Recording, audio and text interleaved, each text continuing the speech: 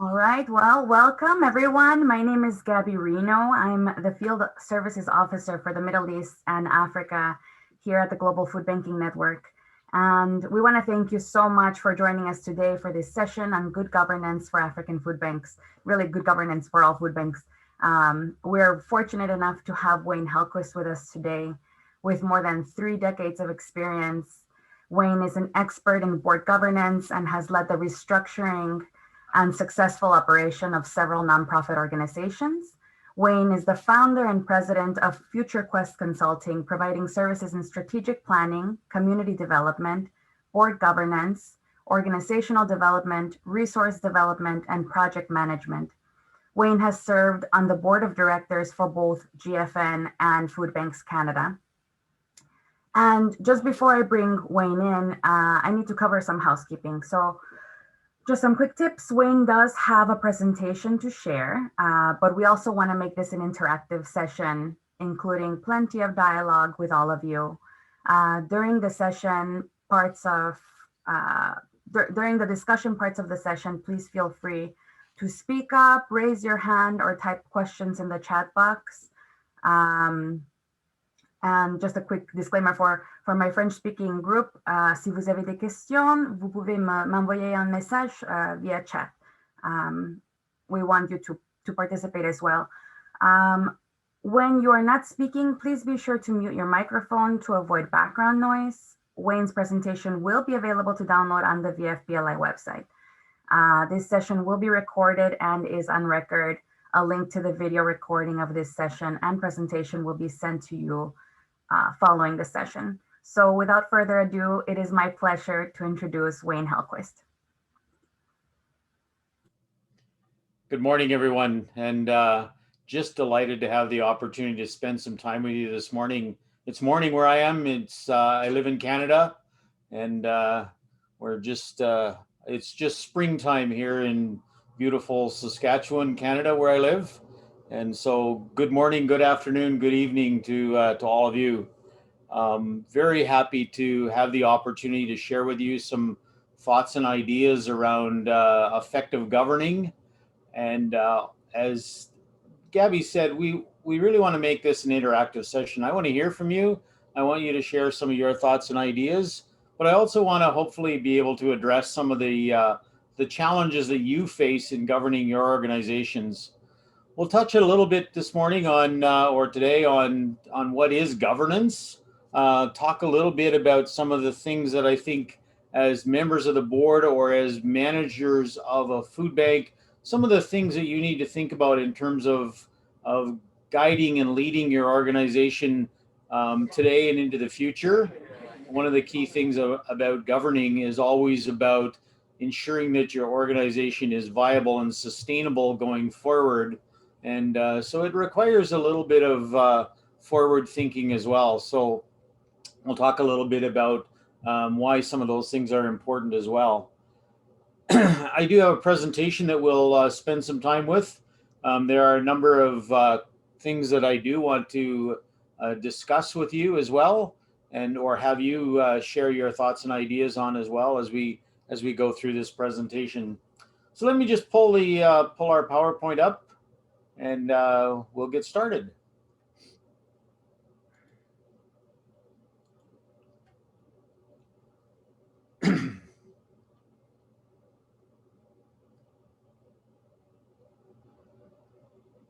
So first of all, the presentation this morning or today is entitled Governing Your Organization, and we're going to get into that just right away.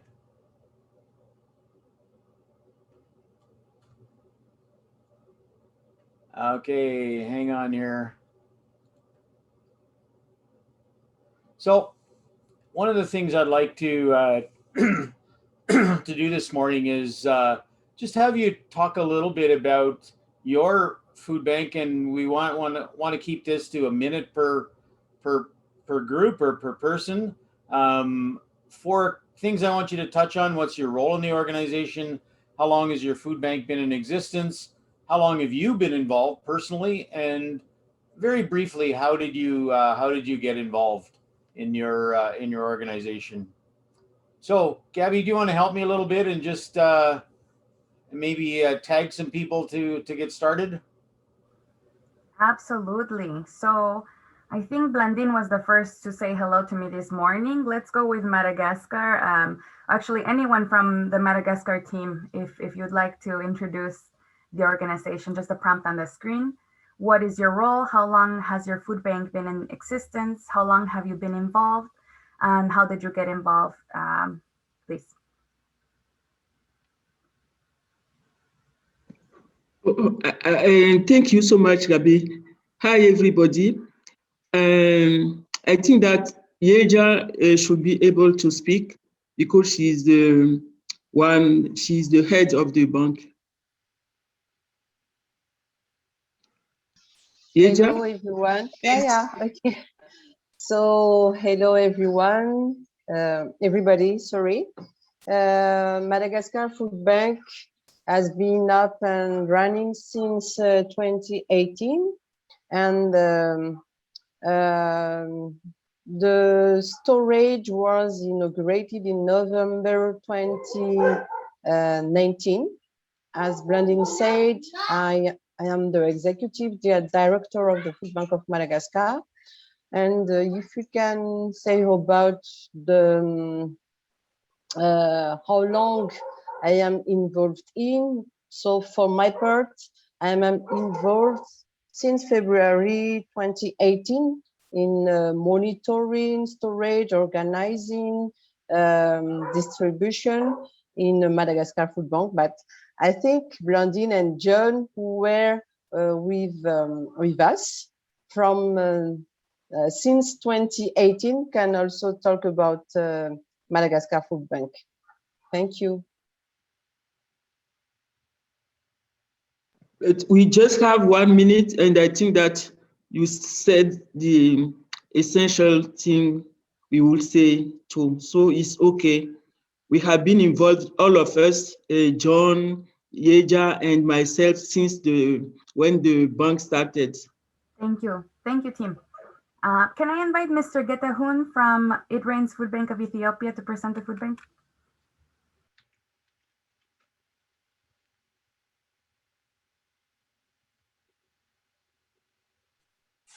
Okay, hello everyone. My name is Getahun Dabbaba.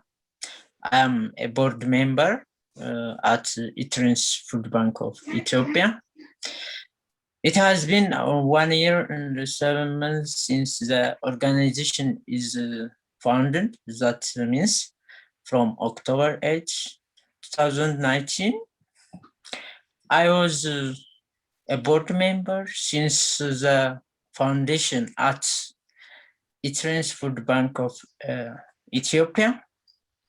And I had this foundation at work relation with founding members, and I was interested to join them as a board member. So I'm working now efficiently. Thank you.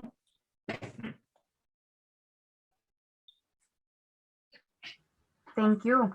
And I'm just calling, I know our executive directors are on the line and we talk to them all of the time, but since we have the pleasure of having our board members online, I'll be calling on you. Mr. Gulam Kibria, would you do the honor of introducing Food Bank Botswana Trust?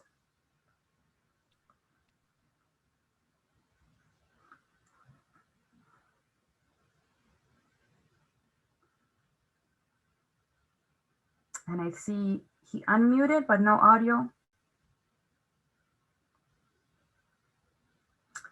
All right, maybe Kingston, you can introduce the food bank.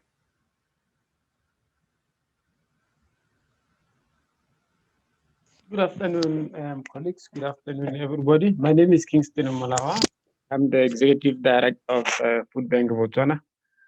The organization is 5 years plus old, and I have been involved with it from the beginning. I actually initiated the formation of the organization, and probably because of my passion for nutrition and for the right of food for everybody. I believe food is a human right. That was the basis of the formation of the organization. Thank you. Thank you, Kingston. And we have Miss Martha from Food for All Africa in Ghana. Would you please introduce the organization and yourself?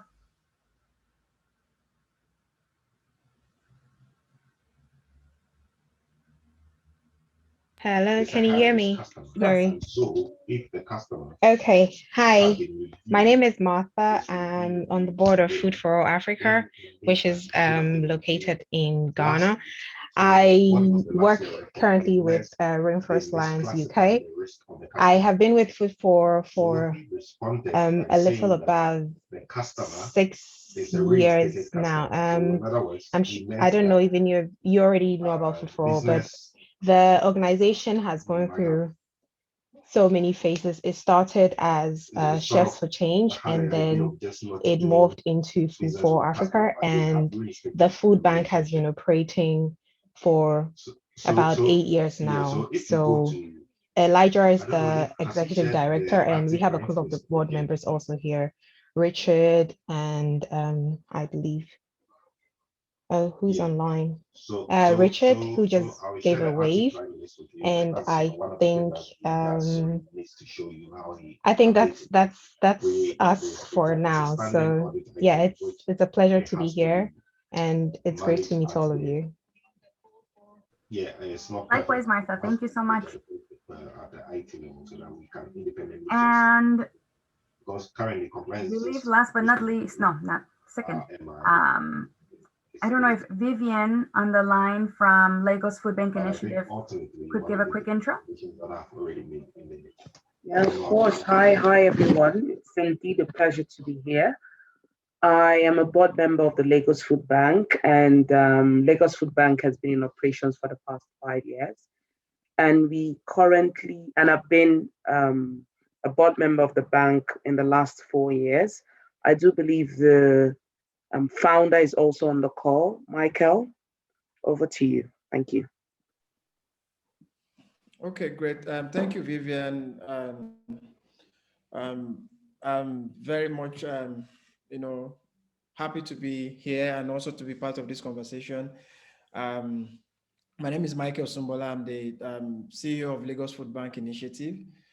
Just like Vivian mentioned, we've been operating since 2015, and then we have operations majorly in Lagos, Nigeria. And so far,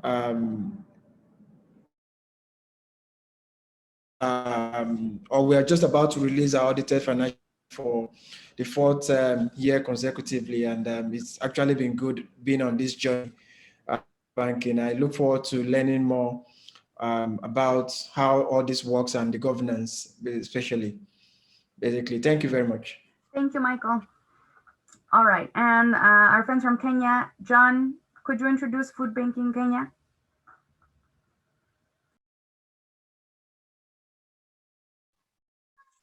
Hello, good evening, Gabi. My name is John Gadongo from Food Bank in Kenya. I'm the executive director and a co-founder of Food Bank in Kenya. Food Bank in Kenya started as a community-based organization, and it was later registered as a non-profit organization in 2016. We have been in operation since then, and I have been there since the beginning of the organization until now, and I am indirectly involved in the day-to-day operations of the organization. With me are several people and the board who I don't know most of them whether they were able to attend today's meeting. We appreciate very much for this, whatever we are going to get today, because it is very critical for Food Bank in Kenya so that the organization can have all the tentacles to operate the organization. Thank you very much. Thank you, and I believe that's the entire group. So, let's see.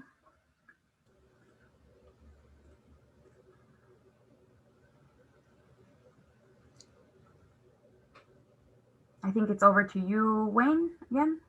Thanks, Gabby, and thanks all of you for sharing that. Again, I think it's helpful for me just to understand a little bit of your backgrounds and your roles in your organizations. The first thing I'd like to just pose to you is a question regarding what you see as the single biggest challenge or challenges that your board faces in governing or leading your organization. So again, I'm just interested in hearing from you some of the challenges that you face, and hopefully we can address some of those through our conversation and presentation this morning. So Gabby, I'm going to give it back to you to tag some people for us, and again, just take a moment or two to share what you see as the challenges that you face in governing or leading. Sure, and I'll open this up to staff and to board members to make it more comfortable. And I know that it's kind of intimidating to be so straightforward about our challenges, but if anyone wants to volunteer, if not, I can pick someone. Maybe we'll start with Michael. Okay, thank you, Gabby. Okay, I don't You're know in, I'm coming Michael. first, but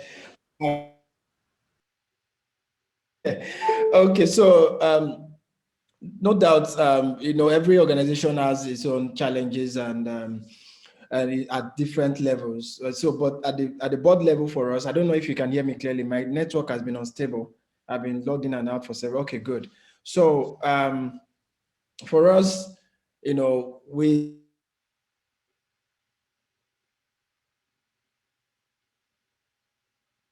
of people we have, that is how we start.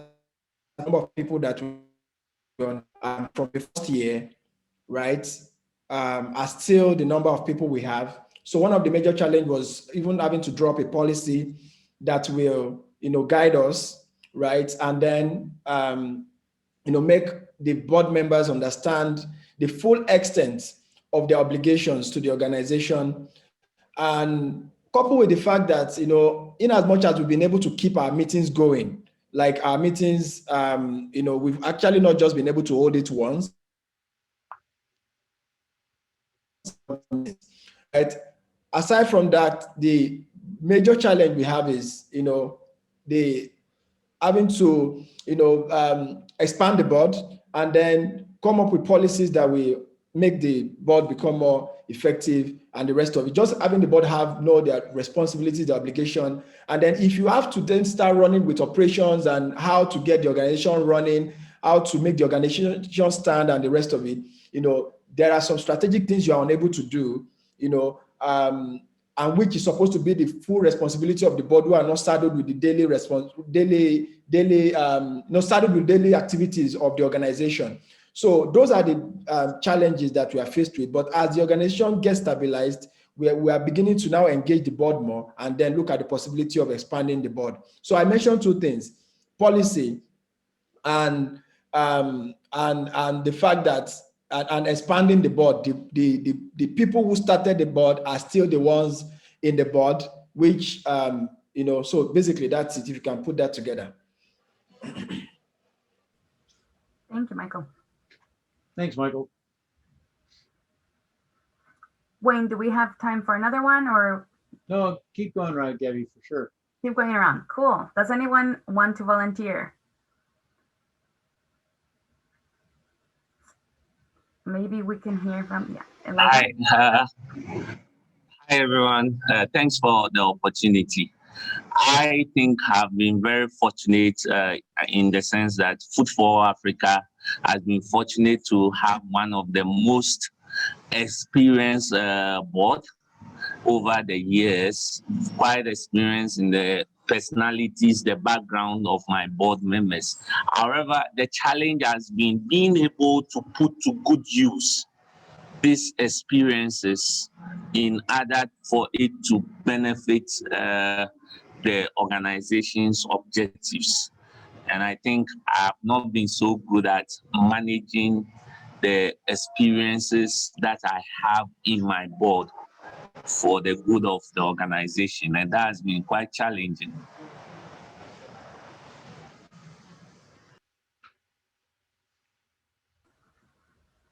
Couple more, Gabby, Great. if people are willing to share. Sure, yeah. If anyone from Madagascar, maybe Chantal, if you're willing to share, I know that your board is still under construction, but you're very, very involved.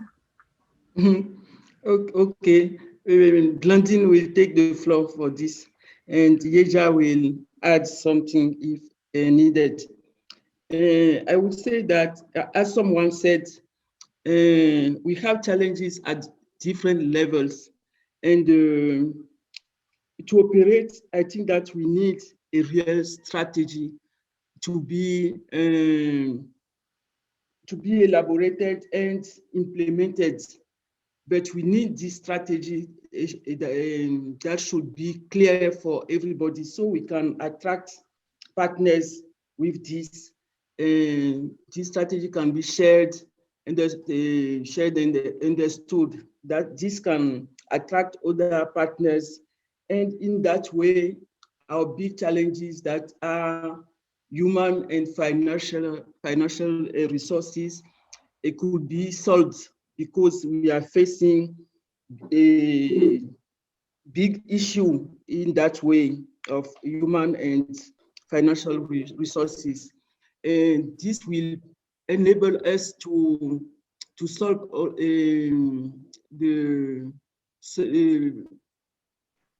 to be sustainable. Our operation can be sustainable in that way, and we can have a very long-term vision when we are working. I can say that if we take the example of volunteers, except the Lions Club and the Rotary Club, we do not have people who can help us to go ahead. So we have to share our strategy with other people. We were speaking last week, Yeja and myself, that we can go and see how churches here, because the churches are running very well here, and how we can talk to them and attract them so they can volunteer with us, because it is a very big need. Maybe Yeja and John can add something with what I said. Okay, just to phrase this to add what Blandine said, also the entire board of the food bank are volunteers, so we are not working in full time in the bank. So it's not easy for us to conduct the activities on a daily basis. And for adding something about the sustainability of the bank, from now we have just 2 partner organizations identified working with us in the long term. So it's one of our big challenges too. Thank you. Thank you, Asia. I see Sanawi wanted to speak, and I don't know how much time we have, Wayne, but Kingston also raised his hand, so maybe we can do those two, and then. Yeah, for sure, Gabby. Okay, thank you, Gabby. Okay. Thank you, Gabby, for the chance. I will make it quick. As Mr. Getahun said, our board members are with us from the foundation of our organization. So we didn't have the chance to look the challenges that we will face on the operation. So most of almost all of our board members are not from they are not related with this management on their own management skill, and on their relation was from another field. So we are facing challenges on governing skill, leadership skill, on monitoring and evaluating our resources. And also we have borders that have no influence on the community. So this is one of the most challenges that we are facing right now. Thank you. Thank you. Great insights. And Kingston? Thank you, everybody. Thank you, Gabby.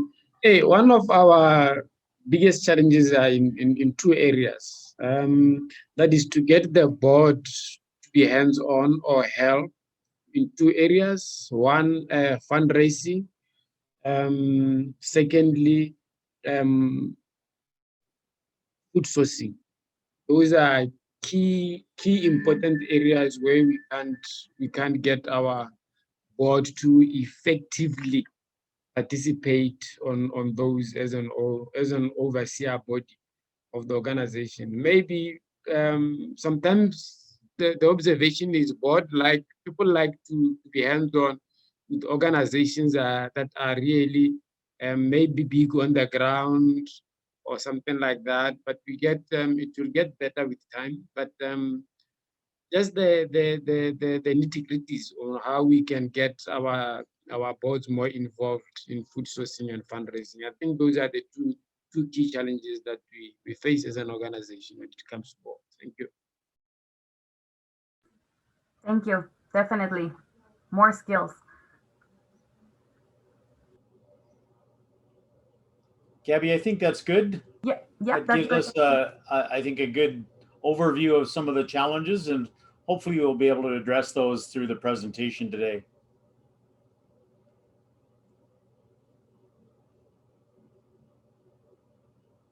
So Tony, over to you. Next slide. So we're going to do a very quick little poll. I'm just curious about how many people you have currently on your board.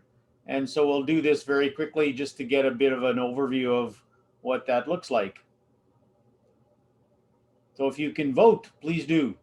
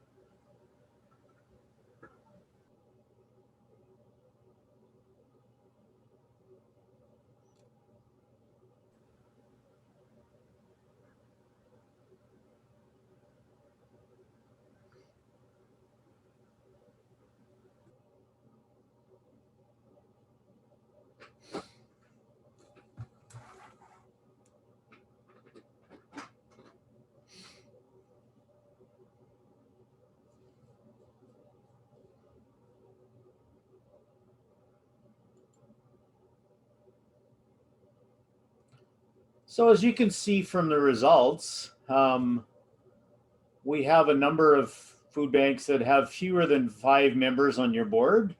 And a significant number of you have between 5 and 10 members. And again, there's no optimal number. However, if you have fewer than 5, probably again, you don't have a diversity of skills, and probably you're struggling a little bit with just having enough people to get the work done. So again, we'll talk a little bit about that over the course of the presentation. But again, shaping your board or making your board and finding the right people and the right number of people, again, is a critical need, I think, for organizations to be able to govern effectively. So thank you for your polling, and we'll move on to the next slide here. One of the things to think about as well is your board is really a team of people working to accomplish certain tasks. And again, there's some characteristics I think that makes teams effective and sometimes makes teams ineffective. But first of all, teammates communicate well with each other. So one of the things that our boards need to do is to be in communication. Team members focus on team goals and results. Like, what is it that we're here to do? And how do we measure performance, or how do we determine that our results are effective? Also, in teams, everyone contributes their fair share, and usually everybody has a specific assignment or a specific role. Not everybody's a forward, not everybody's a goalkeeper. We all have our own specific roles to play. That's important to remember on boards as well, that we need to apply our skills and our abilities, and we need to obviously contribute our fair share. Teammates offer each other support. So again, part of being an effective board is working together and supporting each other, and ensuring that we're there to provide that support. Team members are diverse. The most effective boards are also diverse. They have a variety of skills, they have a variety of experiences, they have a variety of interests. Obviously, they're committed to the work of the organization, but they bring to the organization their diverse skills and interests. We also have teams need good leadership, and again, it's really important that we have leadership, and it's not necessarily one person that has to provide that leadership. The board collectively are leaders and need to provide that leadership. The best teams are the best organized ones. I'm a huge believer that we need a good plan in place for not only the organization, but also a plan in place for the board. What's your board work plan for the year? What's the work that you need to get done over the course of the year? Can we organize that into a work plan and a timetable to make sure that the things that need to be done at the board level are also as organized as the things that happen on the ground in the food bank? And really good teams, of course, have fun. They enjoy the experience. There's a satisfaction in having been participant or participating in that experience. And hopefully there's a degree of satisfaction and an opportunity to have some fun along the way as well. When we talk about governance, just some characteristics that I think are important for us to remember in terms of what is good governance and how would we define that? Well, first of all, good governance is accountable. The board is accountable for producing results for the organization. Good governance is also transparent. People know who we are, what we're doing, how we're doing. Good governance is also responsive. We're responding to the needs of our communities. We're responding to the needs of those that we serve, but we're also responding to our funders, our supporters, and others in the community, whether they be decision makers or policy makers. Good governance is also about consensus, trying to arrive at common understanding and common goals. It's also participatory in the sense that everybody needs to have a part to play. There needs to be roles for people. Good governance is also inclusive. We include people to help make decisions. Sometimes that might be people outside the organization that are included, but we need to make sure that we've included the right viewpoints, the right people, the right thought processes. We obviously also need to follow the rule of law, and I'll touch very briefly on that later on in the presentation, but boards need to understand the laws that they operate under or the guidelines or the rules that they function. That varies from country to country, but again, it's really important that the boards are very clear about what are the legal responsibilities that you have as a board and as an association. And of course, good governance should be efficient. We should make sure that our organizations are efficient, that we make good use of the resources we have. We all have limits in terms of capacity, so we need to be as efficient as possible in using those resources and that capacity to the best of our abilities as a board. So Tony, next slide. So when we talk about governing, just a couple of slides here to talk a little bit about what do we mean. Well, the board is the governing authority for the organization, and it is responsible for directing, influencing, and monitoring the organization's business. And again, somebody mentioned the piece around results. One of the things that's really important for the board to focus on is how do we measure results? How do we monitor how well we're doing and whether or not we're accomplishing what our mission is? And again, part of that is done through effective monitoring of the organization's business. Governance is the way in which your board exercises its authority, its control, and its direction. And typically a board carries out its governance role by developing and monitoring policies, developing a strategic direction or a strategic plan, and organizing some of its work through committees or work groups or task groups or delegating responsibility to get some of the work of the organization done.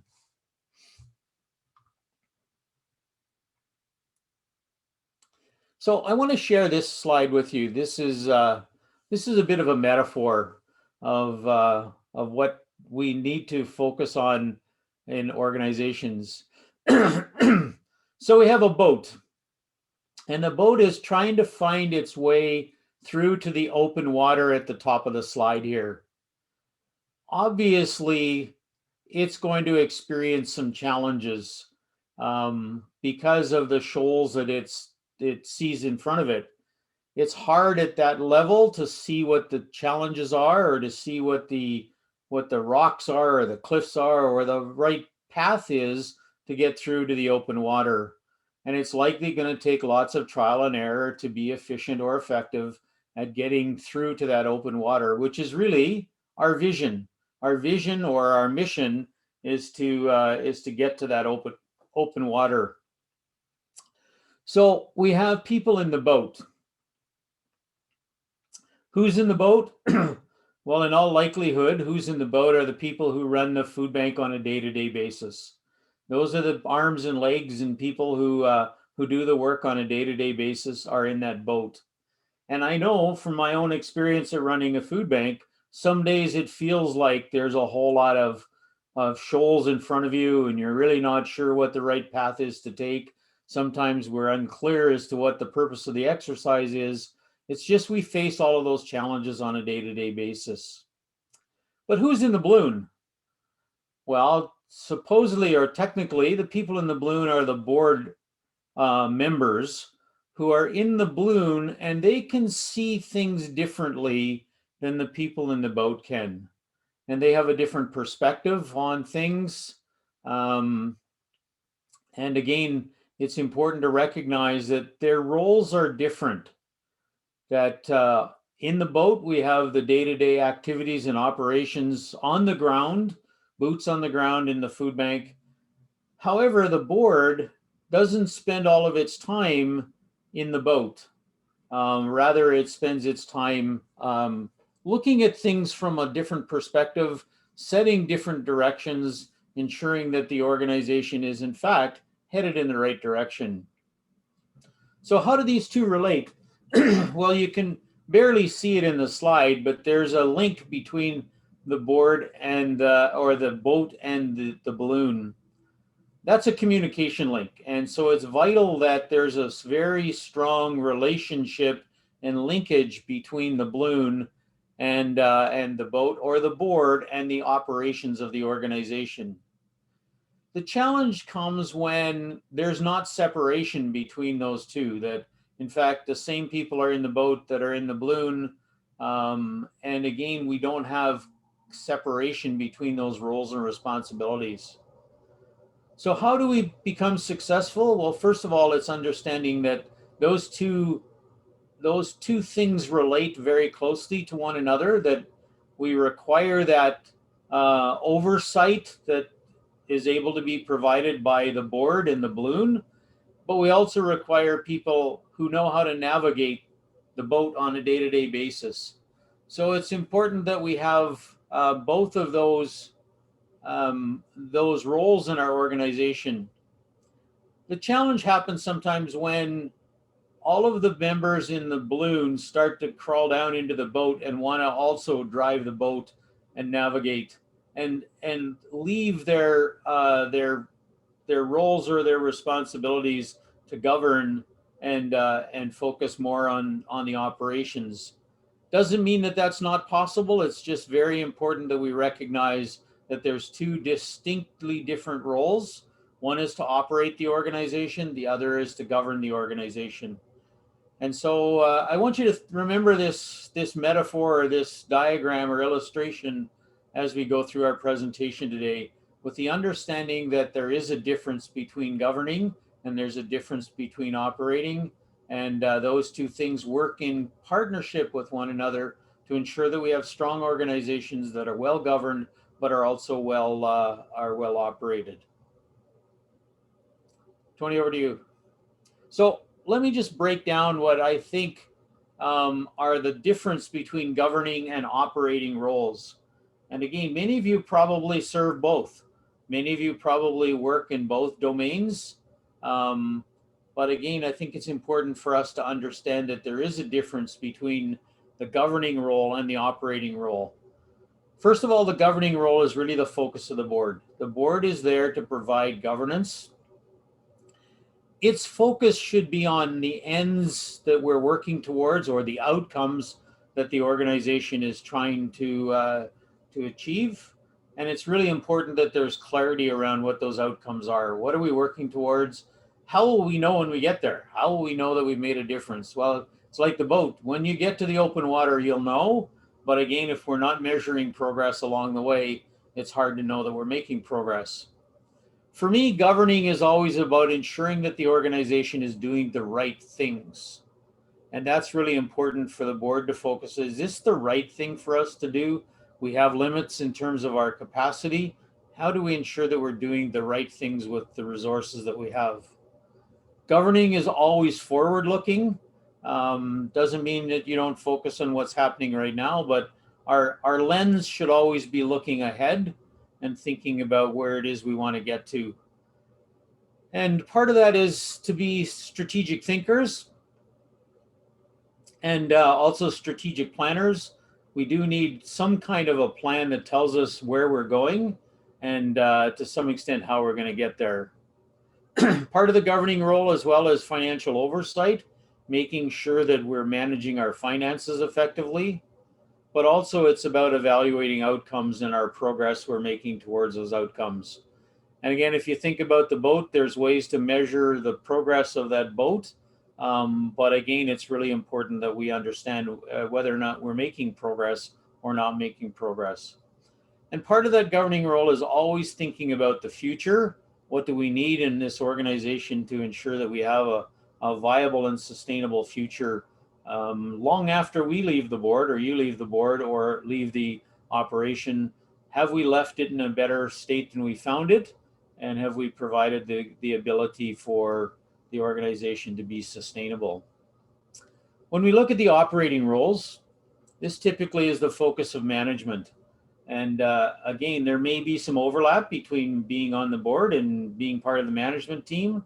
But again, it's understanding that at any given time, I might play those two different roles, but they are different roles.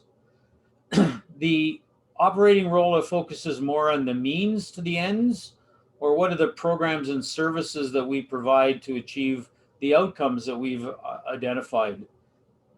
It's also about making sure we're doing things right. If we're doing the right things, but we're doing them poorly, we're not going to be very happy with the results. Okay, so it's again making sure that we're efficient and effective in how we do things. But it's also important that if we're doing the wrong things and we're doing them really well, we're also not going to be happy with the results. So again, it's that relationship between ensuring that we're doing the right things and we're doing them as well as we possibly can. Typically in operating roles, it's more of a current reality, what's happening right now on the ground, what do we need today, this week, this month, this year. So it's less about looking forward than looking at where we are and what's the next step in terms of our navigation. It's very much about operational thinking and operational planning. How many volunteers do I need today? How many people will we serve today? It's all those day-to-day operational activities that are important. Operating is also about managing our finances effectively, whereas the governing role is to provide the oversight. The operating role is to make sure we're spending it wisely and we're using it judiciously. Part of the operating role is to monitor and measure progress to make sure that we're actually measuring how well we're doing, or we have some markers that tell us that we're moving forward and we're achieving the results that have been identified. And very much the operating role is about, rather than future planning, it's about execution. What do we need to do to get the job done today, this week, this month, this year? So it's all about thinking, how do we execute? How do we do things right? And effectively and efficiency in our execution is crucial.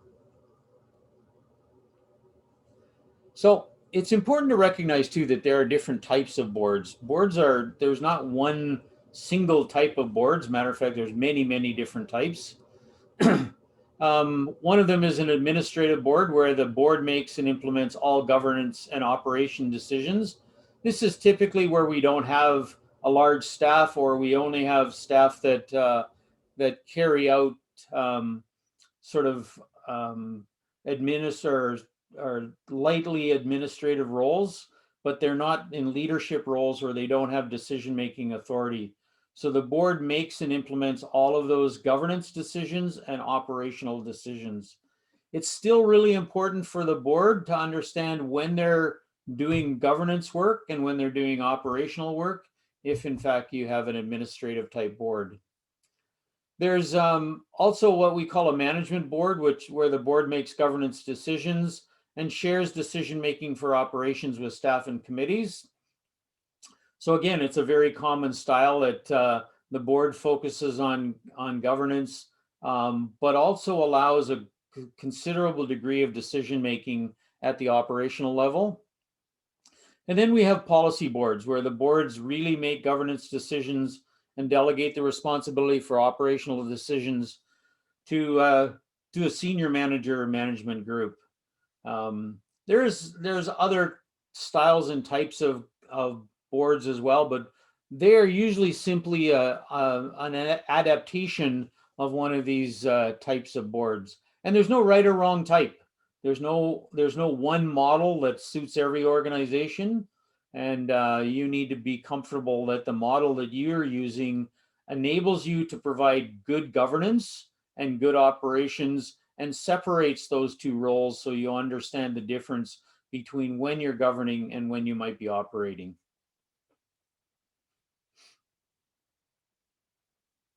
So just some things around responsibilities. In every model, regardless of the model that you've chosen, there are certain things that boards are responsible for. One is exercising your legally required duties. So it's important that you understand in your context, in your country, what those legally required responsibilities or duties are. It's also important that the board establishes and ensures regular connection with members. And however you define members, are those donors? Are they supporters? Are they the Lions Club? Are they the Rotary Club? Whatever it is that we see as our membership base or what our stakeholders are. And it's important that we continue to have regular connection with those people to identify our needs, but also what are our priorities and what are our values. Part of being effective fundraising is to tell people what your needs are. And if nobody knows what you need, it's really difficult for people to help and support you. Part of your board's responsibility as well is to establish the mission, vision, values, and as I mentioned earlier, the ends or outcomes that you're working towards. The more clarity that you can bring to your mission and your vision and your values and your outcomes, the easier it is for you to govern effectively. What's the difference between mission and vision? I quite often get asked. Well, mission is your purpose as an organization. Why do you exist? Your vision is really about where you want to get to. What kind of a future do you want to build for your organization? And what will that look like? What will be different? And how do we actually move forward towards that vision? Your mission and vision should be decision-making tools you use as a board. So every time you're faced with a decision to make, you should ask yourself, does this actually fall within our mission or mandate? Does it help us achieve our vision? And is it consistent with our values or our principles that we believe as an organization? Those are decision-making tools that are part of your responsibility as a board. Part of your responsibility is to ensure open and transparent decision-making and to ensure external representation of your organization's interests so that you represent those organizations' interests to the public, to your stakeholders, to decision makers in government, whatever it is you need in terms of accessing resources. And again, part of your responsibility is to be accountable for organizational progress and oversight of your organization. So that's all stuff that happens in the balloon, folks. All of those things are high level responsibilities for you as a board. So to expand on that a little bit, as I mentioned, part of your determination is to be really clear about purpose. Why do we exist? What's our mission? What's our vision? What's our values? Those are really fundamental elements of how you govern. But it's also important that we think about continuity, providing continuity and sustainability for managing and implementing your affairs as an organization. So again, making sure that the organization will continue long after your engagement or involvement, that's part of our responsibility as board members as well. Part of our responsibility as well is setting the rate of progress that the organization takes in reaching its goals. Very often in organizations, so often in nonprofits, we're extremely ambitious and we want to accomplish lots, which is an admirable quality, but it's also really important that we understand that we need to be realistic about setting the rate of progress, and we need to measure against that rate, not against the rate of another food bank or another organization. It's taking a look at how far, how fast can we go given our capacity as an organization. And part of our responsibility is managing our identity, securing the support of the community, and gaining appreciation for our purpose, our beliefs, our vision, our mission, and long-term direction. So that's about telling your story.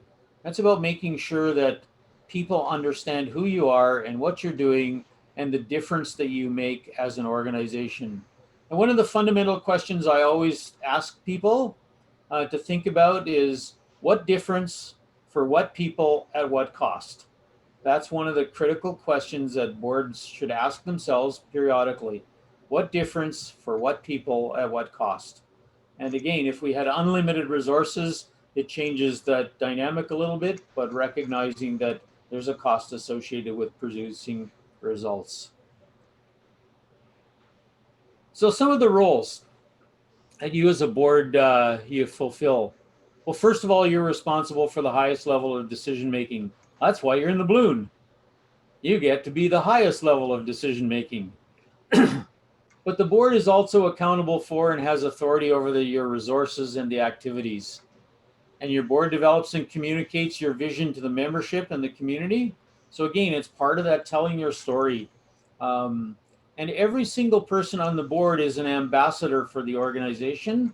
You're part of the storytelling machine of the organization. And it's important that people understand how important that role is in terms of gathering support for your work. And through policy, the board defines how the organization will carry out its work. Several of you talked about policy earlier. It's really important that the board has clear policies and understands the policy framework that they work within. So some of the major duties of the board, and again, think of this again as part of your relationship between the balloon and the boat. Part of your role is to oversee the operations of the board by determining its role, evaluating its operations, and by recruiting, training, and evaluating individual board members. So part of your role as a board is to give yourself a report card as a board. How well are we doing? Are we doing the right things, which is part of your role? Are we focusing on ends? And do we have a strategic oversight or overview? It's also important that we recognize part of our role is recruiting and developing our individual board members. It's also one of our duties is ensuring effective organizational planning for the organization. And part of it is monitoring, evaluating, and assessing that performance against that plan. So we build a plan. Okay, very clearly we build a plan, but then we also need to assess whether or not we're actually progressing according to plan, so to speak. So again, really important that we, in our planning process, we also identify how we're going to monitor and evaluate the plan. And part of our major duty of board members is maintaining that positive relationship with stakeholders and funders. And again, that's also part of telling that that story for the organization. So I asked you earlier how many people you have on your board. Let's change the question a little bit. And in your perfect world, how many people would you like to have on your board to give you the skills and abilities that you need to function effectively?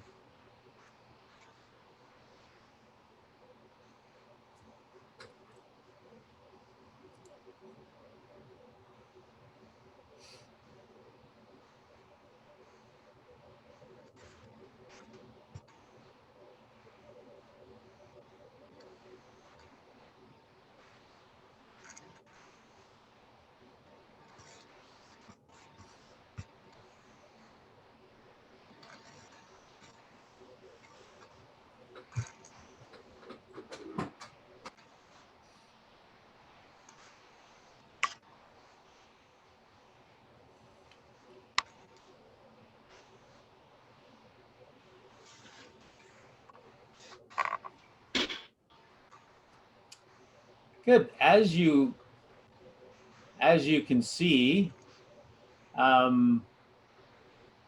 variety of opinions. You notice I didn't give you an option of fewer than 5,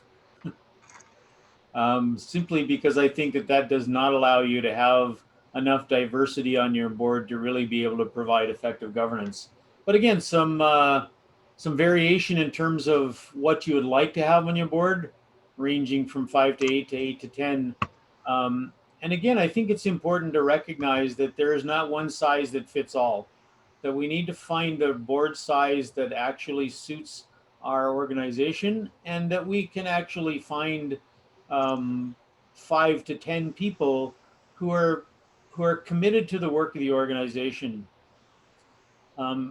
Having an effective board is about having people who are committed to the work, having people who are prepared to invest the time and energy into the work of the organization, and not just having people because it's good for name recognition or we just need to have somebody on our board. It's really important that we develop the board with the right skills and experience to help us move forward.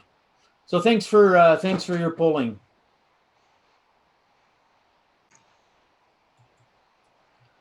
So let's talk a little bit about how do we build that board. Every organization's governing board is only as effective as its individual members. So again, we need to be really careful about determining who the right members are on our board. And as I mentioned, there's no fixed formula for determining the composition of a board or the size of a board. One size does not fit all. So you're going to have a variety of different styles of boards and sizes of boards. But remember that form follows function. Every board will have its own style and its own form of organization. But it's dependent on what you're asking your board to do. Helps you determine what are the skills and abilities and experiences we want to have on our board for our own individual food bank.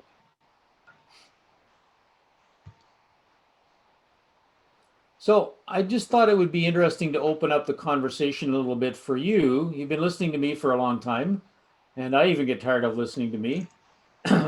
So I'd be interested in hearing from you. What are the skills and experiences that you'd like to recruit for your board in your perfect world? What does that look like for your board?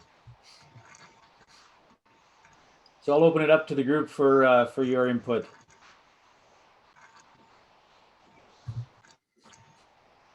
Anyone?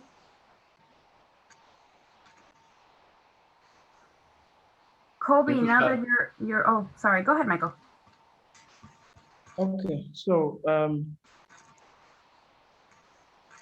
I have a question.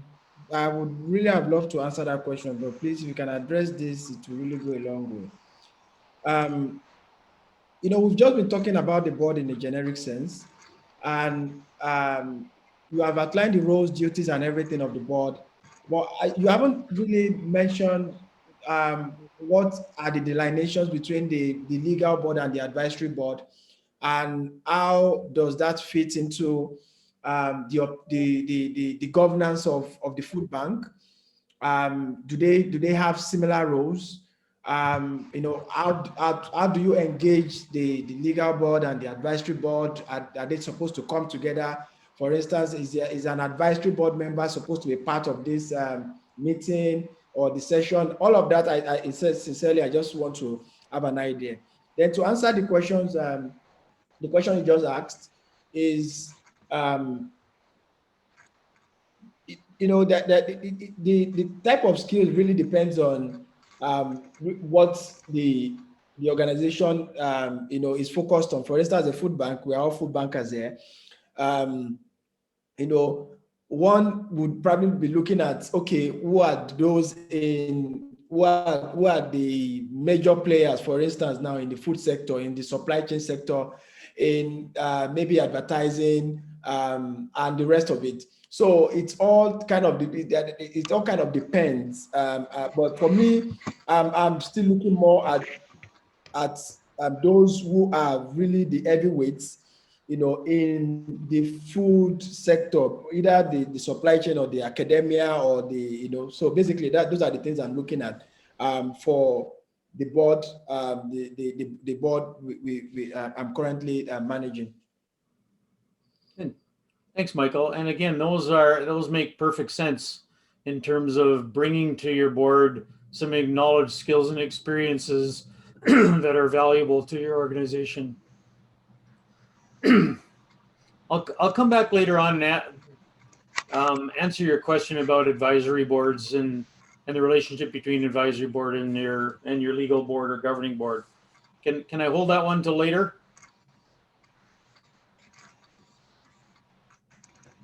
Anyone else want to share your thoughts in terms of what are the skills or experiences you'd like to recruit for your board?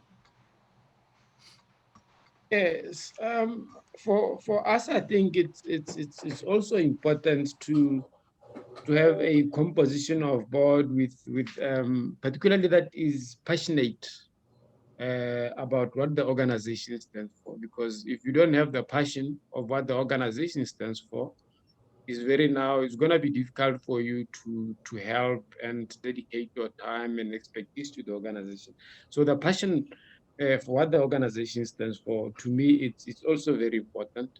As much as you must have the different experiences in the board in different fields, be accounting and other fields, the board must also have people who have connections to pool the resources for the organizations together, be in the food industry or in the corporate world generally, to help in fundraising initiatives and stuff like that. So to me, those are the key important aspects that you need to look at when putting the boards together. Thank you. Kingston, a gold star for you. I think the most important attributes that you want to recruit for is passion. Oftentimes our focus is on recruiting people that have certain skill sets or certain experiences. But for me, the most important thing is, are they committed to the work of the organization? Are they passionate about it? And are they actually prepared to invest their time in helping to guide the organization? So Kingston, I fully agree with you in terms of that passion being a critical differentiator in terms of our recruitment of board members. And ask them that question. Ask them if they're able to commit to it. Ask them if they're passionate about it. Ask them what that looks like for them as part of our recruiting process. So couldn't agree more. Other thoughts in terms of skills or experiences that you'd like to have on your board? Anyone else? Blandine from Madagascar. Hi, Blandine. Okay, thank you. I listened to all you said about the responsibilities and roles, and based on this, I would say that the skills and experience needed for the board is maturity and also capacity in communication and team building. And the board should be able to connect easily and efficiently with the members and the stakeholders too. Thank you. Good.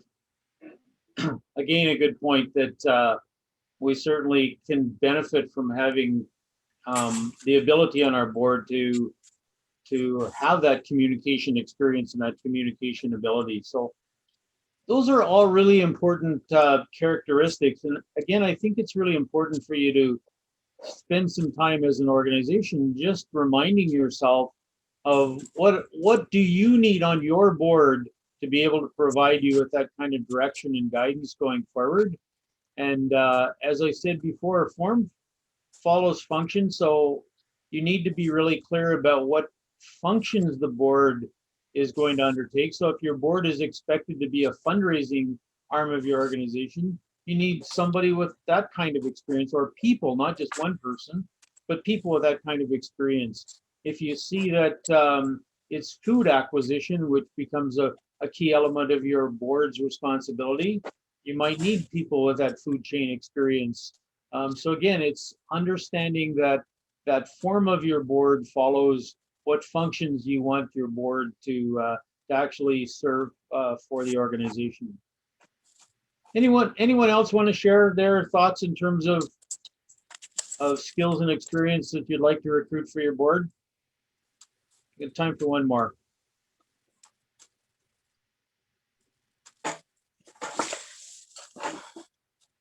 Okay, probably I would just add something to what my fellow food bankers have mentioned. We would, as we look at the board members, we also need people who have influence in the supply chain, people who are able to connect us to the relevant stakeholders, and also people who have been in the industry. They have knowledge and they understand they understand different aspects of what we require as a food bank. So I look at the dedication and knowledge about what we are doing, especially as food bankers, and probably the commitment. Thanks, Susan. I agree with all of that. I think those are all important concepts for us to think about when we start to recruit our board members. So again, a number of different things that you've brought forward, and again, everybody's going to probably have a somewhat different makeup of your board. But again, as I've said a couple of times, think about what it is you want your board to do, and that's how you start to identify what are the knowledge, skills, and experiences that you want on the board. But don't ever forget that piece around commitment and passion for your work. Doesn't matter what their background and experience is, if they're not committed to the work of the organization, they're probably not the right fit for you. And maybe there's a different role for them to play in terms of your organization. So thanks for that. Thanks for your input and sharing your thoughts with us.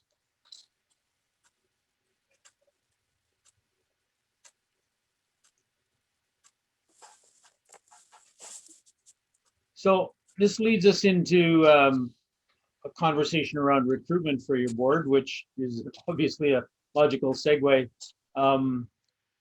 It really is important that, and I think you all understand it, how important it is that we get qualified people and enthusiastic people to serve on the board. And it comes back to what Kingston was saying around passion. We want people that believe in the work of the organization as much as all the rest of us do.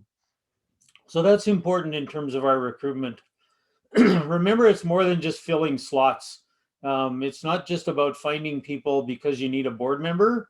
We want to be strategic in terms of finding the right people to fill those slots on the board. It's about finding leaders who have skill sets and perspectives that align with our strategies, our goals, and our needs today and into the future. And it's about having the right blend of skill sets, expertise, and several of you have mentioned connections, connections to the food chain, connections perhaps to the corporate community, connections to government decision makers, connections to the community at large, whether it's service clubs or people in the community of wealth, whatever it is. It's about having people that have those communications and diverse perspectives that can be part of our deliberations around the board table. So what qualities? Again, I think you've touched on most of these. An interest in the mission and the people you serve, a sense of integrity, an image and profile in the community. We need people that are visible or have that visibility. But we also need skills to work effectively with others. I come back to our earlier slide about the board being a team.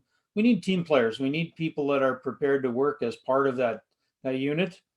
We also need board members who are willing to learn and grow, because we're going to teach them some things about food banking that they need to know. So they also have to have that desire to understand the business a little bit and to grow with it.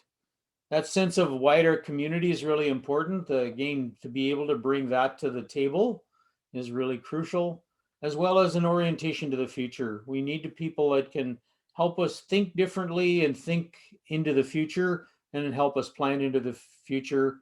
And as has been mentioned a number of times, that enthusiastic support for the work of the organization. Those are all things that we should be recruiting for. So let's talk for just a few moments about how you go about recruiting your board members. What have you found that works for you? And what skills, competencies, or attributes are missing from your board that would help you? And again, we'll open it up for some discussion. And I'd like to hear from you a little bit about how have you gone about recruiting board members that's worked for you? And what are some of the skills and competencies that would help you on your board? Somebody want to kick us off?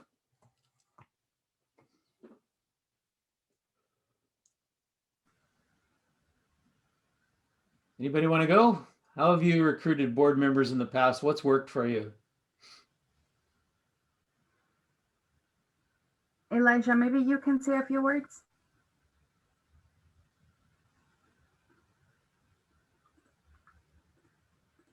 Actually, I think his audio is out, right? Or maybe Richard, you're on the board, okay, and Elijah recruited you.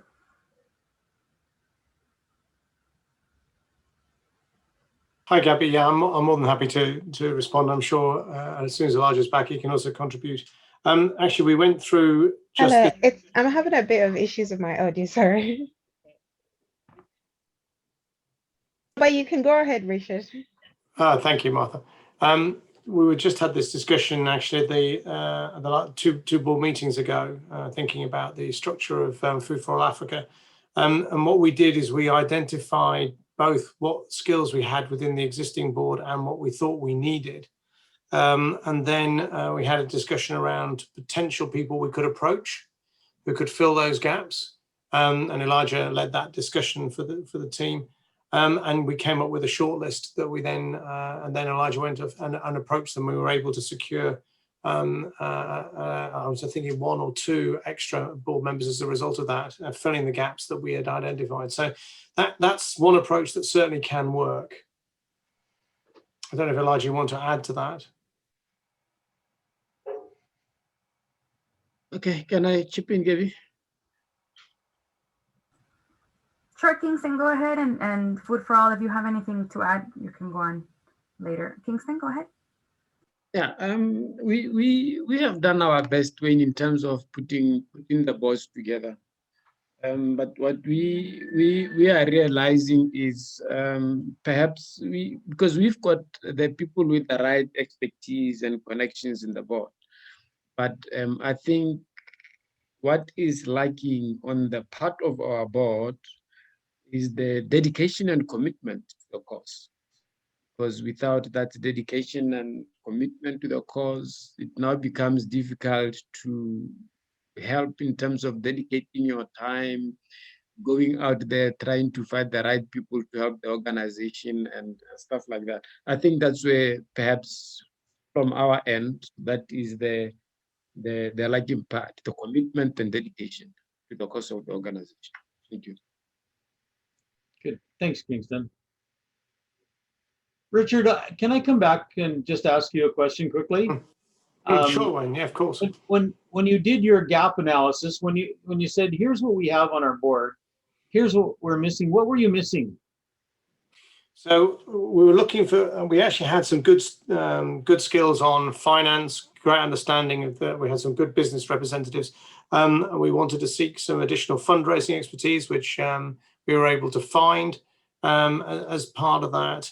I think also we wanted a good connection to the industry that Food for All Africa is particularly targeting, so hospitality and food service. And so we were looking for somebody who actually had a good insight, shall we say, across the piece in Ghana as to the operations of our target audience. So it was to get, we had individual business members as part of the team, but this was to get a broader perspective on our basically our target audience to get donations from. So that was another gap we attempted to fill, which Elijah was able to secure somebody who could do that. Perfect. Gold star for you. That's I think gold star for the team, Wayne. I think that's right. Gold star for the team. Again, it's really important, I think, to step back sometimes in your organizations and look at what you need and what you currently have, and recruit to fill those gaps. Find the skills and abilities that you don't have. There's a tendency a lot of times when our recruitment is to find people just like us. We find people that bring the same skills and abilities because they're the people we know. And I think being able to step back and look at where do we need some help here? Where do we need some additional support? That's what we need to start recruiting for. So good job, Ghana.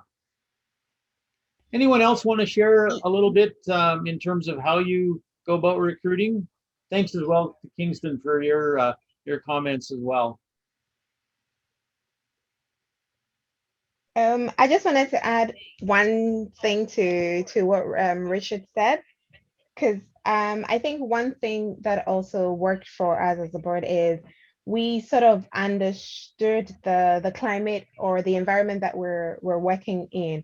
So apart from identifying where the gaps are, we recognized that this is the way that we wanted the organization to go, and looking at the local climate, the government, the laws within the government, the environment, how we wanted to source food. We identified that not apart from the gaps that we need in the board to help drive our vision, we also needed to recruit certain people who would help us within the climate that we're working in. So to facilitate our connections within the government, within the food sector, within the local environment. So those gaps also needed to be filled. And if we had such voices or such driving forces within the board, it would also help to facilitate our vision. So those are some of the things that we also looked at. And we have managed to get one or two people on the board, which I think would help us to achieve those goals. Good. Thank you. Thanks for sharing that. Yeah. Wayne, just to piggyback off of what Martha just said, when she spoke about voices, it made me think not only of the skills, but of the backgrounds of the board members or I guess those stakeholders in the organization. A lot of the food banks are expanding outside of that urban area or the major capital that they serve, into rural areas, into service to indigenous communities, into serving a lot of women and children and mothers. So is that something other to consider? Yeah, I think so, Gabby. It's important that we recognize that there are other voices that we need to be attuned to, and if we can ensure that we provide a voice or an opportunity for them to have a voice, that's wonderful. The one thing I'm always a little concerned about, and living in Canada, we have a significant issue with our Indigenous people not having a voice. And so again, we do what we can to ensure that we provide opportunities for them to have a voice. And if I've learned one thing, it's not having a single person on your board to represent the group is not giving them a voice. So just be really careful that it's not a token kind of involvement, that if you're going to give people a voice, be sincere about it and do it in a meaningful way. And that doesn't necessarily mean having a single person on the board that represents that voice. So just be careful. I'm reminded of it very often from my Indigenous friends here in Canada, that that's not about having a voice. That's something else entirely. And so again, just that backdrop as well. So I think we'll keep moving, Anthony.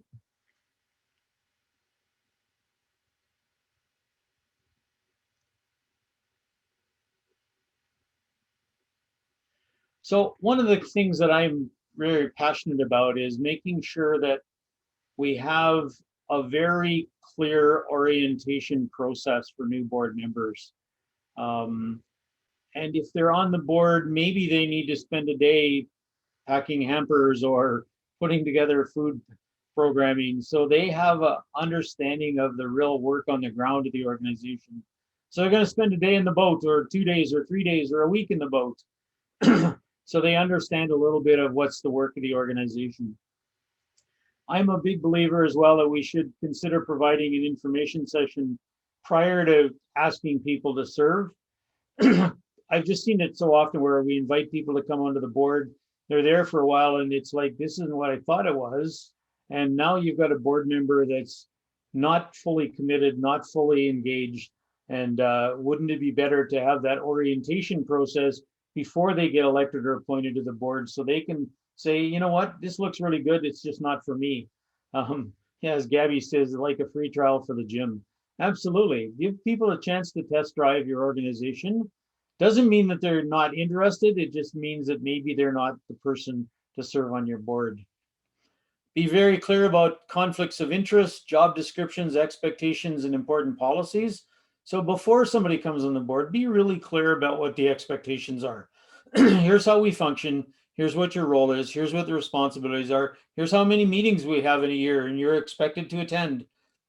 So again, just laying it out such a way that people are really clear about the expectations. Much of the work I do with nonprofit organizations is also about building a contractual arrangement, just something that says, here's what we are asking you to commit to. And so again, it's that clear contract up front. So just some things to remember. Build your board based on the skills and abilities needed to provide effective governance. What do you need in your organization to govern your organization effectively? Build for the future and not the present, because you want to know something? You're not going to spend any more than today in the present. You're going to spend the rest of your time in the future. So we want to build our boards so that they're future-oriented, forward thinkers, future-oriented, and that they're able to sort of get beyond the day-to-day activities and look at the bigger picture longer term. Tie your recruiting to your strategic plan and your priorities.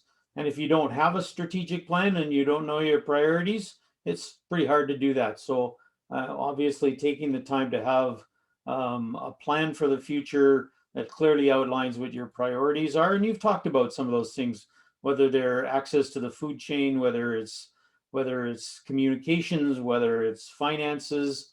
We need to understand what our priorities as an organization are. As I mentioned before, orientation is important. And this is a process and not just a binder we give people with a whole bunch of information about, here's who we are, go ahead and read it, and wow, you're fully ready to be a full serving board member. Hey, it's a little bit more than that. It's a little bit more complex than just giving people some documentation. And consider the changing needs of your organization. Your selection criteria needs to reflect these changes, needs to reflect where you're going and not necessarily where you've come from. Next slide. So what should the focus of your board be? Well, it should be on long-term outcomes. It should be on strategic leadership and administrative detail. Typically, we have staff assigned to look after the administrative detail, or we might have a committee that does some of that work. But again, it's important that the board's focus is on that strategic leadership. The focus should be on the future rather than the past, and you've heard me talk about that. But we're going to spend all the rest of our life in the future, and I can't rearrange the past. I can't rearrange what I had for breakfast today. I can only deal with breakfast tomorrow. Our focus should be on planning rather than reacting. So we want to be proactive rather than always on the reactive mode. We want to be able to understand and connect with our supporters. We want to make sure the board is focused on who has authority, who has responsibility, who is accountable. The board should also be focused on monitoring results, ensuring that we have the right monitoring tools, measuring tools, that we're measuring and monitoring the right things, and that we're reporting on them so the board has clarity around how well we're doing moving forward. And developing and implementing policies becomes work of the board as well, making sure that you've got the right policies that guide the operations and guide how the board functions as well. Next slide. The future. Well, as I've said, we're going to spend the rest of our time in the future. So we need to be able to set priorities for where we want to get to. As I mentioned a couple times, understanding capacity is important. You have limits in terms of funds, people, and time. These will limit your focus and ability to carry out your work. And I've always been a believer that we make more progress when we focus on doing a few things very well than trying to do everything and ending up not being able to do them well. So focus, focus, focus. I think is really, really important. That's how we build credibility as organizations is being focused and achieving success at the things we do. And it's important to recognize that you can't be all things to all people all the time. There's a tendency sometimes, I think, in food bank thinking is that, hey, we have to do this for everybody. We have to be all things to all people. The challenge is that that's seldom, if ever, possible. So again, we need to make sure that we have that focus and the right priorities. As I mentioned before, the fundamental question is what good for what people at what cost? So again, we need to be able to answer that question on an ongoing basis. I'm a huge believer in being strategic in organizations. But being strategic or having a strategic plan doesn't happen by accident. It starts with us having an intention or an intent to be strategic. We need to think strategically as organizations, and thinking strategically is as simple as, if we do this, what are the outcomes? Or if these are the outcomes, what do we need to do to achieve them? We need to plan strategically. We need to have a strategic plan in place that ensures we have focus and we have priorities. And then we need to operate strategically. We need to make sure that we're doing the best we can with the capacity we have and the resources we have. And it needs to be strategic in nature, which requires us to be proactive instead of always being reactive.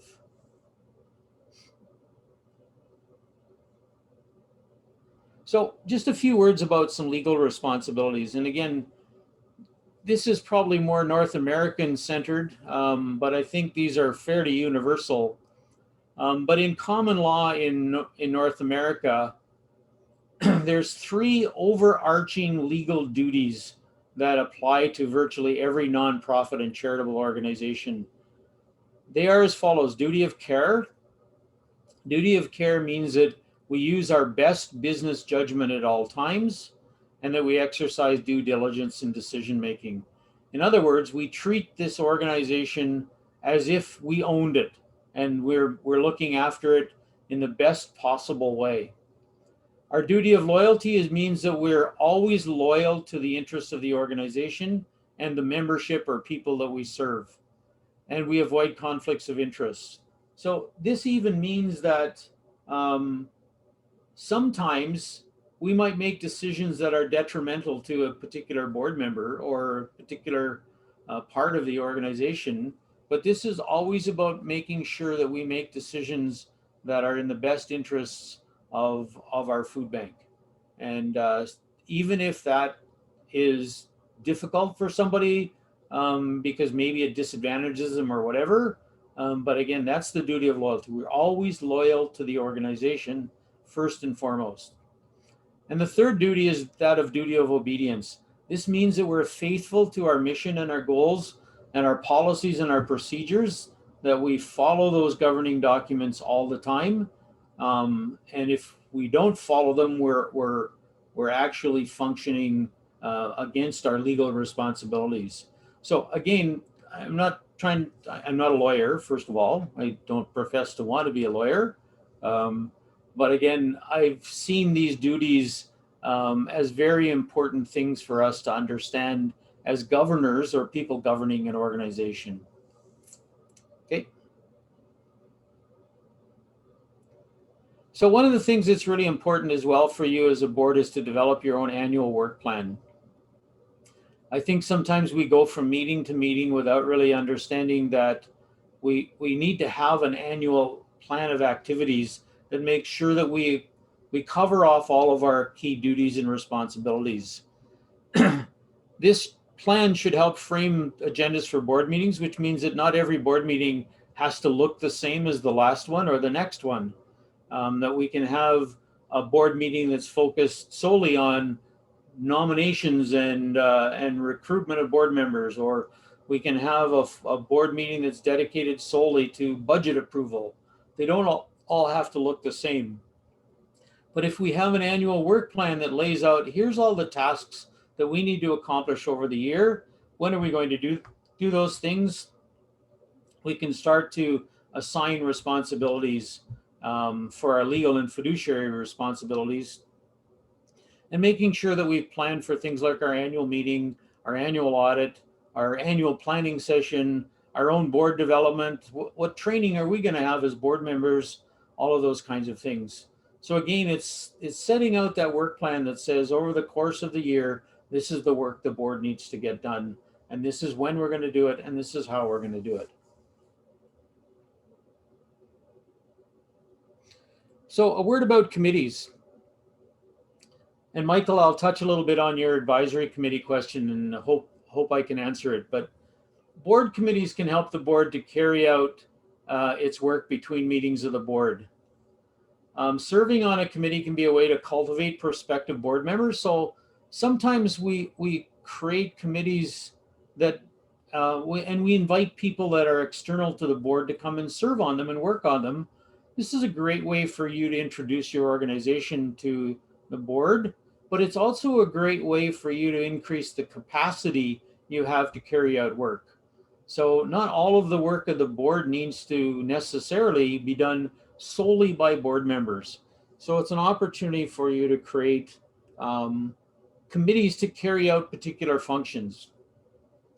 Committees can include teams for special projects. Maybe you've got a special event coming up. Maybe you want to do a special fundraiser.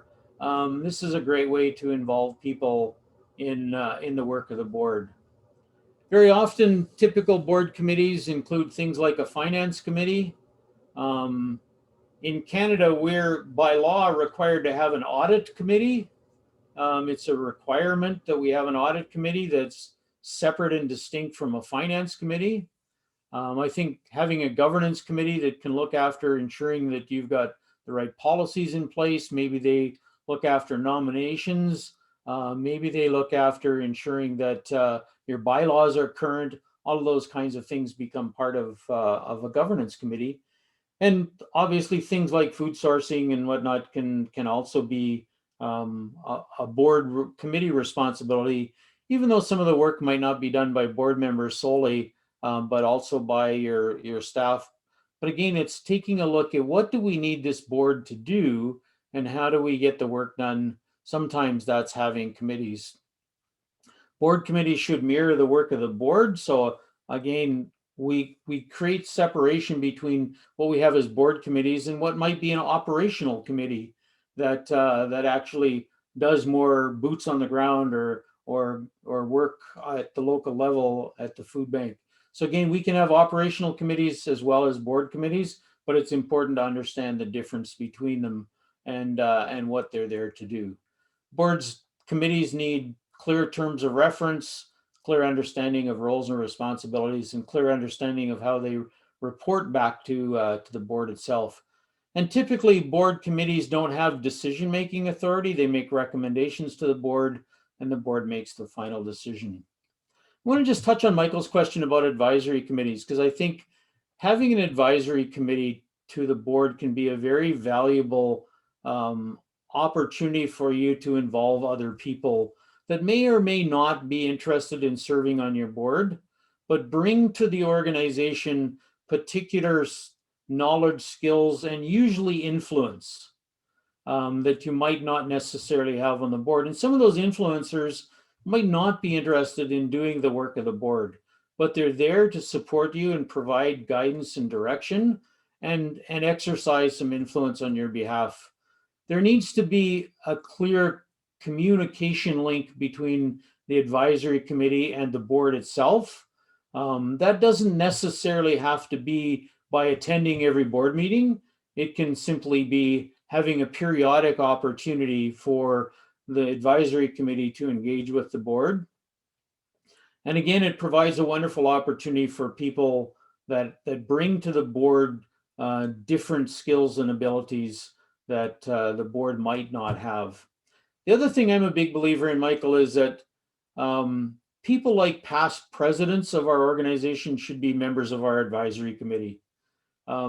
We invest a lot of time and energy in creating leaders and cultivating leaders. And then oftentimes when they're done on the board, we say goodbye to them.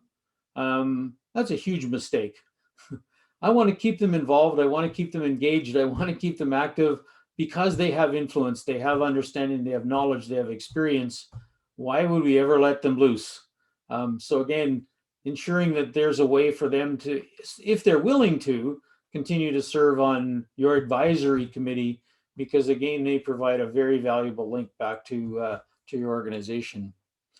So again, I think having an advisory committee can be an excellent addition to your governance structure. It doesn't necessarily have to happen for everybody, but for organizations that feel that they can attract some people that bring that level of experience and understanding to your board, I think is certainly something worth considering. So Michael, is that helpful? Yes, very, very helpful. Thank you very much. Okay, thanks.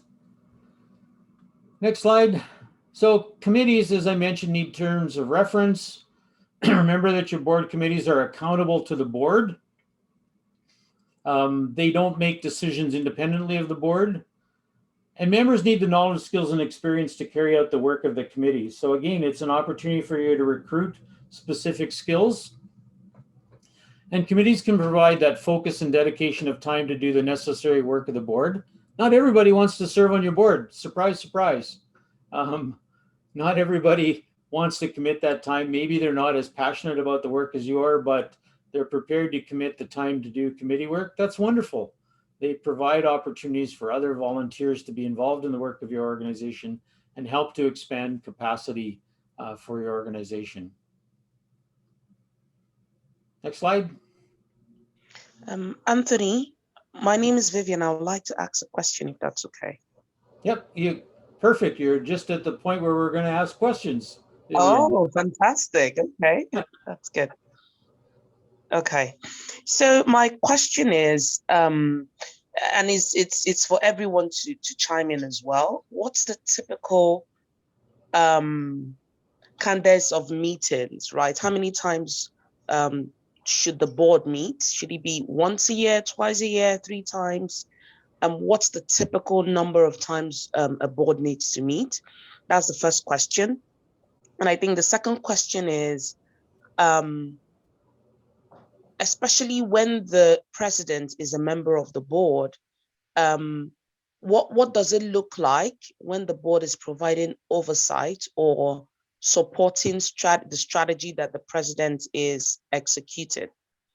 So I think to rephrase that, how much oversight should the board have over the work that the president is leading? I think those are the 2 questions I have. Thank you. Okay, I'd be interested in other people's thoughts in terms of how frequently the board should meet. Just wondering if people can share their experiences. And I know it will probably differ depending on the maturity of the organization, but Yeah. it will be interesting for us to just learn from others. Yeah, that's why I asked the question for the group, Vivian. Thank you. Anybody want to weigh in on that one? Okay, maybe I should do something, just very quickly. Go ahead, Michael. Okay, so for instance, at the food bank where we started, it's actually been once a year, and at that time we're able to review, quite a number of things, our goals, strategies, and how we did the previous year and how we're going to do the next fiscal year. But now, the last board meeting we had, there was a question as to, the organization is growing. Do we still keep the pace of once a year? Do we have to start meeting twice a year? Do we have to start meeting 3 times a year? That was the question. I'm sure that's why Vivian also put up that question for everybody to kind of gain perspective into it. But it's kind of important that, for us, we feel that as the organization is growing, it's becoming very paramount that we increase the number of meetings. Thanks, Michael. Richard, you were ready to go. Yeah, just Wayne, I think one of the things to factor in, I guess, is at what stage the food bank is in its life cycle. So I can imagine, and certainly this is something we've spoken about in Food for All Africa, is at the start, as we're in a sort of bit of a growth phase at the moment, we're getting our governance improved.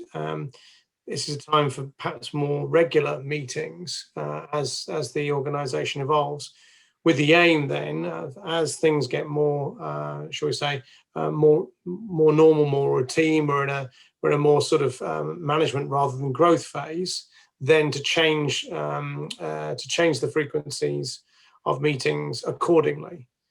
So we're sort of meeting every 4 to 6 weeks at the moment, but I suspect that could go down to quarterly when we move into a phase where we're much more sort of in a more, we come out of the growth phase and go into the more operational phase.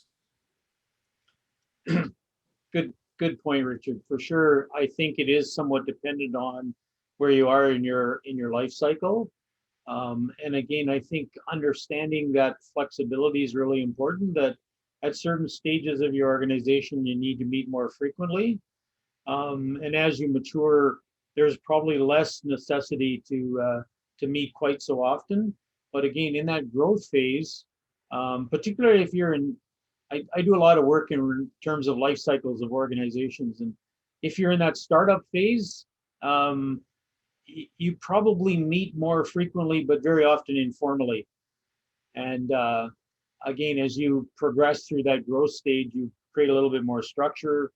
When we hit maturity, that's when we can step back and say, well, what do we really need to do in terms of our frequency of meetings? So again, it's understanding a little bit about where you are in terms of your development as an organization, and what you really need to be able to govern effectively. I'd be interested to hear from somebody else as well. Anybody?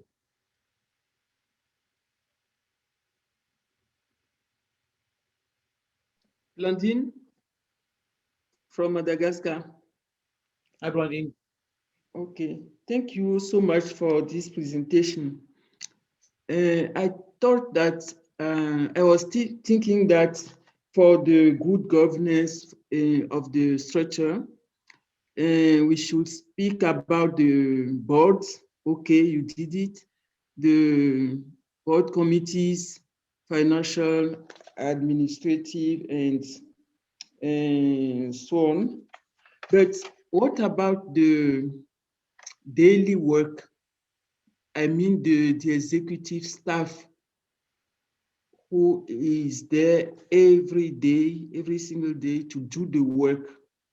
Isn't it important to mention it in the governance and in the good governance of the food bank? Because you didn't tell us anything about this executive staff doing the work daily. I don't know if you get what I'm saying. Yeah, I think so, Blandine.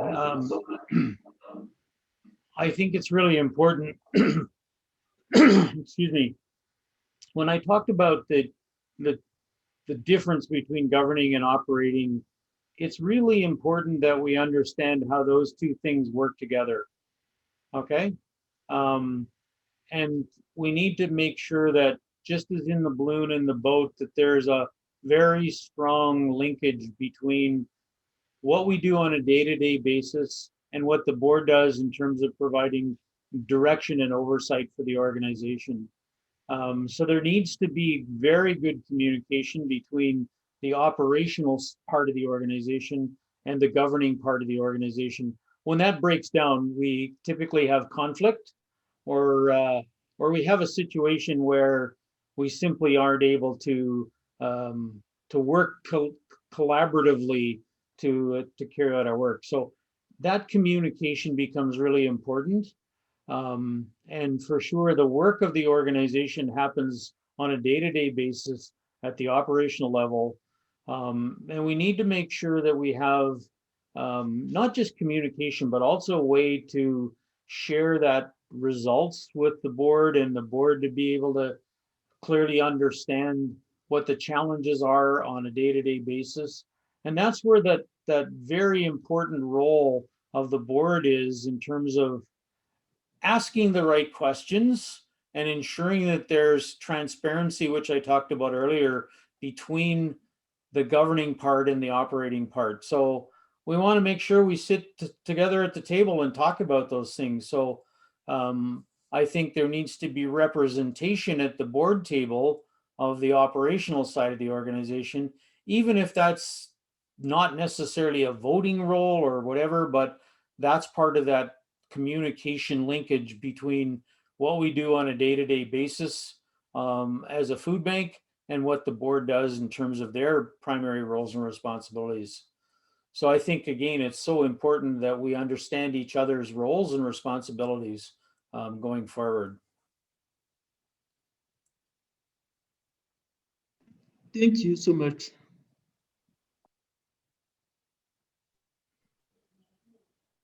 I don't know if you were able to answer this question.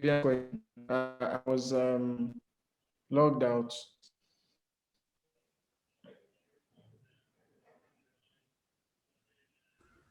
Could you repeat the question, Michael? You're breaking up on us, No, Michael. I was just asking if he was able to answer the second leg of Vivian's question as to the extent of oversight. Typical size? You know, the board can have, the extent of oversight that the board can have on the activities of the president or the executive person of the food bank. To what he was, I think he was asking the extent of oversight. Yeah, Wayne, I think it connects to what you were talking about now. Yeah. Operations and the board, right? At what point? Because I think we discussed this on one of our board meetings, and Michael, feel free to chime in, where already the president has a lot of work on his plate, and having that additional reporting line, let me not call it reporting line, additional oversight will overburden him. So the question is, what kind of oversight should the board have over the operations? Because we also do feel that we need additional information as well to make sure that we are contributing effectively to the team or to the organization. I don't know if that question is clear. Yeah, no, it's very clear. I think this is a common challenge for organizations, particularly when we're still in growth phase, because there's so much to do on a day-to-day basis. And your president or your general manager, whatever you title that person, is almost always overwhelmed with everything that needs to get done. And but having said that, it's really important that the board understands what's happening on an ongoing basis, because that's how you measure and monitor success. It's also important that that president understands very clearly what the ends are that the board believes the organization is working towards. So it's about collecting information related to to those ends without overburdening that person. But without the board having good information, the board can't make good decisions. And so again, it's really important that the board has good information about what are we doing, how well are we doing, how many, and again, tied back to what we see as the ends or outcomes that we've established. So again, that reporting relationship is really important, and the board does have an oversight role to ensure that, first of all, we're doing the right things, as I mentioned, but we're also doing things right. So there is a responsibility on the senior managers' responsibility to ensure that they provide information to the board to ensure the board that the operation is being done effectively and efficiently and within its capacity. So it does add some additional responsibilities for sure, but again, the board needs good information to fulfill its oversight role. Did I answer your question, Vivian? Yeah, yes, you did. Thank you. Okay. And again, remember to be very kind to your. Don't mind. I also. Go ahead, Elijah. Right. I wanted to also add a bit of. So what I realized from a personal experience has been is that knowing the skill sets of our board members and then leveraging on them. Yes, these are very busy people, but creating that kind of updates, regular updates, my board members will attest. They virtually everything we do, I virtually have to bombard them on their social media, email platforms, and all that, keeping them informed of what is going on. Specific tasks that I feel I can leverage on the support and skill set of a certain board member. I approach them on the side to ask their help. For instance, we need to do our staff assessment, and among our board, Mr. Kobe is quite experienced when it comes to HR matters and the rest. Immediately knowing, looking at our calendar and knowing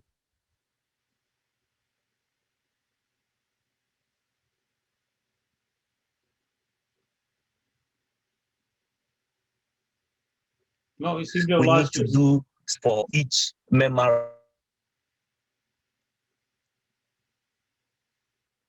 Elijah, we missed part of the final piece, but I immediately had to.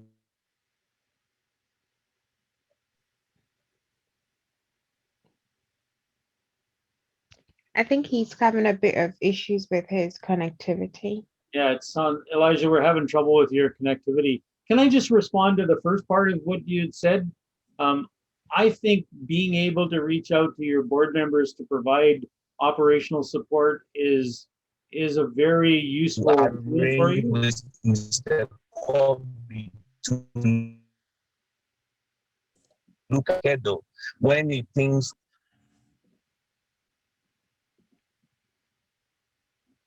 Sorry, Elijah, we missed most of that, but let me just comment a little bit on what you were saying about reaching out to your board members. Obviously, if they have skills and abilities that can help you carry out your work, that makes perfect sense for you to reach out to them. But remember, when you do that, okay, you've asked them to actually join you in the boat. When they're done that, it's time for them to go back into the balloon. So we need to understand that it's quite useful to have board members that are prepared to help you on the operational side. But remember that that's a shift of roles when that happens. And it's important that the board member understands that I'm being asked to support the operations of this organization by providing my knowledge and expertise. I'm no longer there as a board member making board decisions. Okay, so again, it's understanding that shift that takes place when in fact we ask people to do that. But again, why wouldn't we involve our board members if they have particular knowledge and expertise, or that they can access particular knowledge and expertise that can help us. So again, that's how we build capacity, folks. That's how we get more work done, by using our available resources.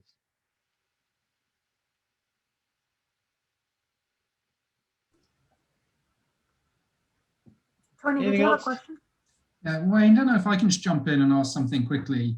Sure. Actually, the 6 food banks here are all growing very fast. Obviously, all have a huge passion for the mission and want to help as many people as possible. But they all also have limited capacity, which is something you mentioned earlier. That could be infrastructure capacity, people capacity, particularly in sort of day-to-day staff. So I guess the question is, taking on new programs, particularly if there's dollars attached to them from a funder, and linking those to a current strategic plan. So I guess sort of 2-part question. One is it okay to say no to taking on new programs, potentially new donors, or maybe not now? And the second part of the question is, who should make that decision? Is that management or the board, or some combination? And to what point should the management go to the board and say, what should we do? Yeah, good question. First of all, I think it's really important that you're comfortable saying no if in fact you don't have the capacity or resources to be able to succeed at it. And funding is only one aspect of it, okay? If we don't have the expertise to deliver on that program, we probably shouldn't be doing it. If we don't have the human resources to be able to do it, we probably shouldn't do it. Even if we have the resource, the finances to be able to do it. So it has to be tied back to our mission. Does this really help us achieve our mission? Does it really help us move forward to our vision? And can we comfortably say that we can effectively deliver this? And if the answer to any of those are, we're not sure, we probably should say, you know what, we're really interested, just not at this time. We just don't have the capacity to be able to do that right now. I think that should always be a joint decision between the board and staff or management. Management's usually the one that has the best handle on whether or not we have the capacity to do this.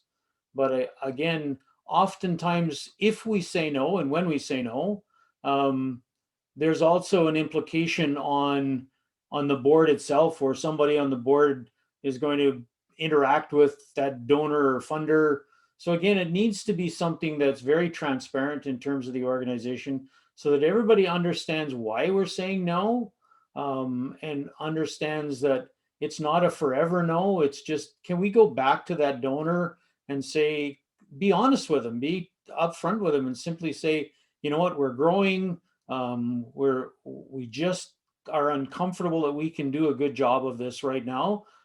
Give us 6 months, or can we have a year of growing our organization and come back to you with a proposal or for reconsideration.